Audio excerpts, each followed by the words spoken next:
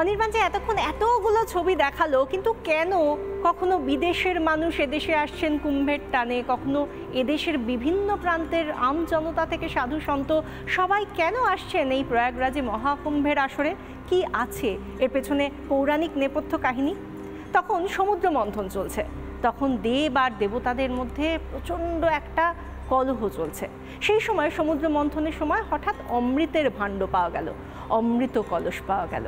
এবার যারা দানব অর্থাৎ যারা অসুরকুল, তারা সেই অমৃতের ভাণ্ড পেতে চাইল, কিন্তু সেই সময় বিষ্ণু, যিনি রক্ষাকর্তা সৃষ্টির, তিনি জানেন যদি তাদের হাতে অর্থাৎ দানবদের হাতে চলে যায় এই অমৃত কুম্ভ, তাহলে রসাতলে যাবে সৃষ্টি, তাহলে রসাতলে যাবে প্রাণ।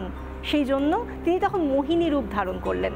মোহিনী রূপ ধারণ করে দানবদের কিছুটা, তাদের মন কিছুটা এড়িয়ে যাতে দেওয়া যায়, কিছুটা অন্যদিকে যাতে নিয়ে যাওয়া যায় তাদের মন, সেই জন্য তিনি চেষ্টা করলেন। আর সেই সময় দেবরাজ ইন্দ্রের পুত্র জয়ন্ত তিনি কাক রূপ ধারণ করলেন এবং সেই অমৃতের কলস তিনি ঠোঁটে করে নিয়ে যখন উড়ে যাচ্ছেন, সেই সময় দানবরা তাকে ধাওয়া করলো।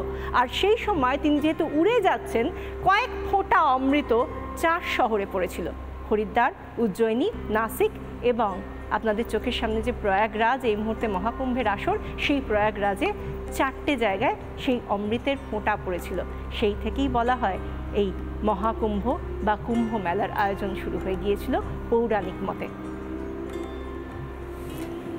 আর এই ছবিগুলোর পাশাপাশি এই বিশ্বাস, এই আস্থা, তার থেকে অমৃত সঞ্চয়ের জন্য যে মানুষের বারবার ছুটে ছুটে আসা, তার সঙ্গে আছেন সেই বাবারা যাদের কথা বলে শুরু করেছিলাম।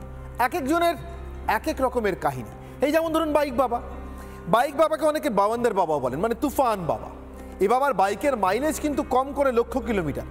উনি চলছেন তো চলছেন, কিসের জন্য চলছেন না সনাতনীদের উপরে হিংসার প্রতিবাদ একেবারে সঙ্গে নিয়ে চলছেন। পোস্টার এনেছেন, গেরুয়া ধ্বজ এনেছেন, আর তার সঙ্গে সঙ্গে বাবা গোটা ভারত ভ্রমণ করে ফেলেছেন। মধ্যপ্রদেশের ইন্দোর থেকে সোজা বাইক বাবা চলে এসছেন এই মহাকুম্ভের পুণ্য তীর্থস্থলে। আছেন গেরুয়া ট্যাক্সি বাবা। এমনিতে তিনি অ্যাম্বাসেডর বাবা নামে পরিচিত, কিন্তু নিজের অ্যাম্বাসেডরটা এমন গেরুয়া রঙে রাঙিয়ে নিয়েছেন বলেই তাকে গেরুয়া ট্যাক্সি বাবাও বলা হয়।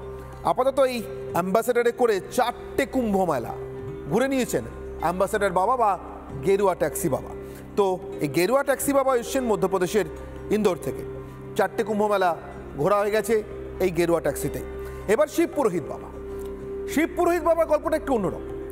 তিনি মহাকুম্ভে হরিয়ানার যে শিব পুরোহিতরা এসছেন, একা নন, অনেকে, বেশ কয়েকজন, তাদের বক্তব্য একটা পুরাণের কথন অনুযায়ী কথিত আছে যে শিব দুর্গার বিয়ের সময় থেকে নাকি এই শিব পুরোহিত বাবাদের উৎপত্তি। মানে শিব দুর্গার বিয়ে হলো তখন থেকে এই সাধু সম্প্রদায়ের উৎপত্তি। সেই সময় একটা বিশেষ পোশাক দেওয়া হয়েছিল ওই বিয়ের সময়, সে পোশাক তারা আজও ছাড়েননি। সে পোশাকটা পরেই তারা সাধু হিসেবে সর্বত্র ঘোরেন। এটাই তাদের সংস্কৃতি, এমন পোশাকে সর্বত্র ঘোরা। শিব দুর্গার বিয়েতে যাদের উৎপত্তি, তারা সেই বিয়ের সময়কার পোশাকটাই আজও অঙ্গে জড়িয়ে রেখেছেন এবং সেটা নিয়েই তারা আসেন এই পুণ্য কুম্ভে। বিশেষ বাদ্যযন্ত্রের সঙ্গে তারা গান গান, শিব এবং দুর্গার অর্চনা করেন, আরতি করেন, আর এভাবেই চলে আসেন মহাকুম্ভের প্রাঙ্গণে। বিশাখা, অনির্বাণ, তুমি যাদের কথা বলছিলে প্রত্যেকের সঙ্গে একটা ছোট ছোট গল্প জড়িয়ে রয়েছে, তাদের জীবনের সঙ্গে গল্প জড়িয়ে রয়েছে। এবার আমি যাদের কথা বলবো তারাও কিন্তু নিজের নিজের মতো করে সত্যি এই কুম্ভে এসে তারা প্রত্যেকের নজর কাটছেন নিজেদের সেই জীবনের ছোট্ট ছোট্ট গল্পগুলোকে সামনে রেখে। ছোট গল্প বলছি বটে, কিন্তু সত্যি জীবনটা কিন্তু তাদের ভীষণ বর্ণময়। আমরা যদি বলি, প্রথমেই আমরা গঙ্গাপুরী মহারাজের কথা বলবো। তার উচ্চতাটা আগেই বলে রাখি, 3 ফুট 8 ইঞ্চি মাত্র। তার থেকেও বড় একটা বিষয় রয়েছে, তাকে কেন মানুষ এত ঘিরে ধরেছেন সেটা জানার জন্য। তিনি 31 বছর ধরে স্নান করেননি, অথচ এসেছেন কিন্তু কুম্ভ মেলায়, তাও মহাকুম্ভতে, যেখানে কিনা প্রত্যেকে পুণ্য স্নানের জন্যই আসেন। 6টা স্নান রয়েছে, সেখানে তিনি 31 বছর স্নান না করে আছেন। এবার দেখার যে এই মহাকুম্ভে এসে কি তিনি স্নান করবেন, 31 বছরের ব্রত কি ভঙ্গ করবেন? আর এই তো গেল ছোটু বাবা বা তার যে কথা, সেই বিষয়ে আমরা নজর রাখলাম। কিন্তু এবারে আমরা একটু অদ্ভুত বাবা, অদ্ভুত বাবা, তিনিও একজন যোগী মহারাজ, তিনিও এসেছেন এই কুম্ভের আসরে এবং তাকে দেখার জন্য মানুষের ভিড়। তাকে দেখলে আপনি প্রথমেই তার গয়নাকাটির দিকে আপনার নজর যাবে, কারণ সত্যিই তিনি অদ্ভুতভাবে শালঙ্কার হয়ে এসেছেন এবং সেখানে তার একটাই বার্তা যে তিনি চাইছেন যে পরিবেশকে রক্ষা করা হয়, সেই জন্যই তার বিশেষ প্রচেষ্টা, তার সাধনা। আর এবারে আমি আসবো একেবারে আন্তর্জাতিক স্তরে থাকা একজন বাবাজির কথায়। তিনি মোক্ষা বাবা। তার একমাত্র লক্ষ্য হলো মানুষের জীবনে কি করে মোক্ষ লাভ করানো যায়। কিন্তু তিনি এসেছেন সুদূর মেক্সিকো থেকে, নিউ মেক্সিকো থেকে এসেছেন তিনি, এবং তার লক্ষ্য হলো কুম্ভ মেলা থেকে ফিরে গিয়ে নিউ মেক্সিকোতে একটা আশ্রম তৈরি করবেন, যেখানে তিনি ভারতীয় সনাতনী যে মত, সেই মর্ম প্রচার করবেন। এ তো গেল এই তিনজনের কথা, কিন্তু এরকমও অনেকে রয়েছেন যারা সকাল থেকে শুধুমাত্র সাধনা নয়, সেই সঙ্গে মানুষের সেবাতেও নিজেদেরকে নিয়োজিত করছেন। যেরকম রাবড়ি বাবার কথা না বললেই নয়। আমরা দেখাচ্ছি সেই রাবড়ি বাবার ছবিটা, হাসি মুখে রীতিমতো হাজার হাজার মানুষকে তিনি রাবড়ি খাওয়াচ্ছেন, কারণ তিনি হাজার হাজার মানুষের জন্য সকাল 8টা-9টা থেকে শুরু করে দিচ্ছেন রাবড়ি তৈরি করা। ঠান্ডায় যারা আসছেন তার কাছে প্রথমে সেই রাবড়ি তৈরি করে তিনি ভগবানকে অর্পণ করেন, তারপর প্রসাদ হিসেবে তা চলে যায় হাজার হাজার ভক্তদের কাছে। কোনো পয়সা কিন্তু তিনি নেন না। এরকমভাবেই নানা রকম সাধু সন্তদের ছবি দিনভর তুলে ধরছেন আমাদের দুই প্রতিনিধি মধুকল্পিতা এবং সন্তু পান। তিনি এক নাগা সন্ন্যাসীর সঙ্গে কথা বললেন, একজন কেন বেশ কয়েকজনের সঙ্গে কথা বললেন, এবং তাদের মধ্যে একজন তো আবার বাঙালিও। তারা কি বলছেন, বিশেষ করে কুম্ভ মেলা প্রাঙ্গণ থেকে উঠে আসছে বাংলাদেশি সনাতনীদের উপর অত্যাচার এবং তার বিরোধিতা। এই সাধু সন্তরা সেখান থেকেও মুখর হচ্ছেন। কি বলছেন শুনুন।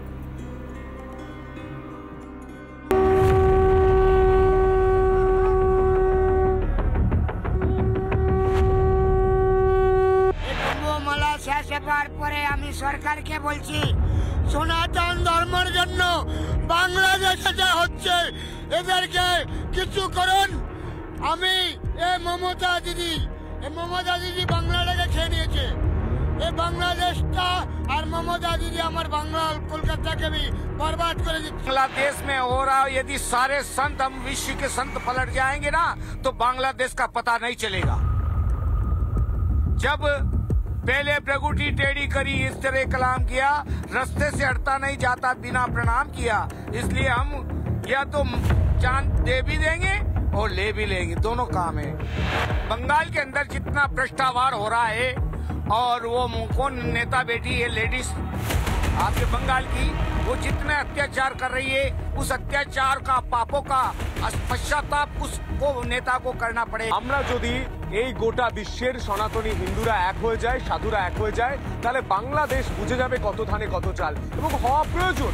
কারণ মহাকুম্ভে মহাযোগ, প্রধানমন্ত্রী নরেন্দ্র মোদী বলেছেন যে এই মহাকুম্ভ সমস্ত সনাতনী হিন্দুদের একজোট হওয়ার মহাকুম্ভ।